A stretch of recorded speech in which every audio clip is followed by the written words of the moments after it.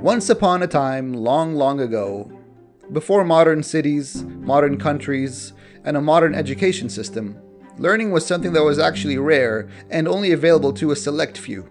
Since the agricultural revolution in 10,000 BCE, the only people who had access to learning were the royals, as in the king and queen and the royal family, and the nobles, who were also members of the government and the royal court, religious leaders and scribes who had to read and interpret religious texts, and of course the teachers who taught them all. And those were few and far between. These were the only people who actually needed to know how to read and write. And on a side note, they were also mostly men.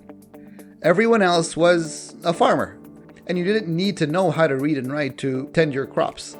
Farming skills were passed on through generations and didn't need written records, and so there was no need for a farmer to read and write. And this was the way for around 11,000 years, from pre-civilization to the Romans and the Egyptians, Asian and European empires, and the African and the Native American kingdoms. Now, slowly, as global trade and commerce started to increase in around 1000 CE, or AD for those of us who are not history scholars, more jobs were needed who were able to read and write. Universities started slowly popping up around Europe. And again, this was the way for another couple hundred years. Until another social explosion happened, not seen since the agricultural revolution of 10,000 BCE. And that was the Industrial Revolution of the 1700s. Now suddenly, factories were starting to pop up and new cities were formed. People left their rural farms and went to the cities to get a job in the factory, which promised stable pay.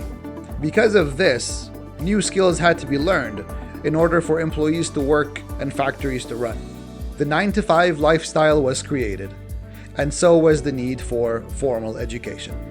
Formal schools were developed during this time, and, not surprisingly, they took on the style of a factory.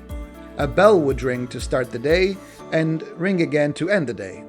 Students were told what to learn, mainly in the form of memorizing information needed to properly tend to their jobs at the factories. So without going into too much more detail, the traditional school system was created out of the necessity of learning skills required to work in the factory.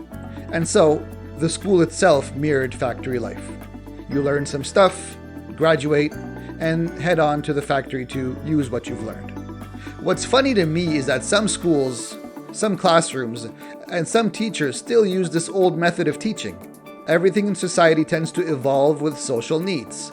Ironically, education seems to evolve the slowest, sometimes even stagnating while everything else is racing ahead. You still see desks organized in rows. You still see some teachers lecturing mostly useless information, and you still see remnants of old days. But friends, what some teachers don't realize is that we are in the middle of yet another revolution. Some call it the internet revolution, others call it the information revolution. It doesn't actually have an official name yet for the textbooks. But the internet has changed everything we know about education, turning it on its head. Once upon a time, the teacher was the source of all information. Now, information is literally at your fingertips. Actually, not even. You could just ask Google, or Alexa or Siri, and they'll tell you what you need to know. If you're going into your classroom to lecture kids about facts, dates, and numbers. In 1930, the Republican-controlled House of Representatives, in an effort to alleviate the effects of the... Anyone? The Great Depression. Then you're doing your students a great disfavor. You must remember that you are no longer the exclusive source of information. So what now? Well, now you have to pivot. You shift your approach and change your mindset. Now your task is to teach your students how to learn instead of what to learn. How to understand. How to take the information on the tablet screens or what Siri tells them and decipher it in order to understand it. To differentiate between real information and clickbait, fact versus propaganda, truth versus fiction. When I was a history teacher, on the very first day of class, I welcomed students who came in with long faces and frowns, and I always knew why they were so underwhelmed to greet their new history teacher. Because they hated history. because they were so used to their former history teachers giving them lists of dates, names, and events Anyone? that they had to know for Thursday's quiz. And so on the first day of class, I told them, very frankly, I said, listen, if you ask me who did what when, I wouldn't be able to tell you. And I'm the teacher. I'd need to look it up or ask Google. Hey Google, when was the War of 1812? Anyone?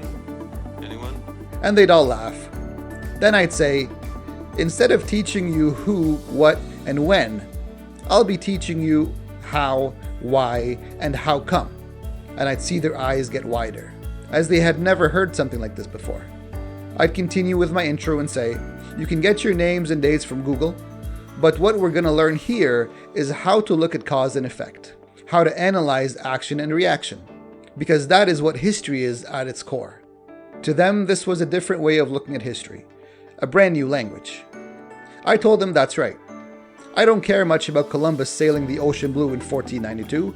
Instead, I want to understand why he went there in the first place and what was the outcome of his voyage, the doors that were open to the new world. Oh my gosh, now we're getting somewhere. Now we've got an epic story. Did you know that Europe, Africa, and Asia didn't know what a tomato was until after Columbus discovered the Americas? Now we have origin stories. Did you know that because of Columbus and his crew, and later thousands of Europeans coming to the Americas, millions of the indigenous people lost their lives and entire civilizations were destroyed? And no, not because the Europeans killed everybody, although they did do a lot of killing. But what actually killed the vast majority of the native population was a virus. Wow, now we've got an epic story with a twist. And just like that, history becomes exciting. Where have we seen a virus kill millions of people before? And now history is relevant.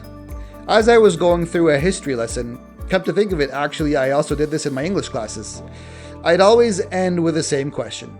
So what?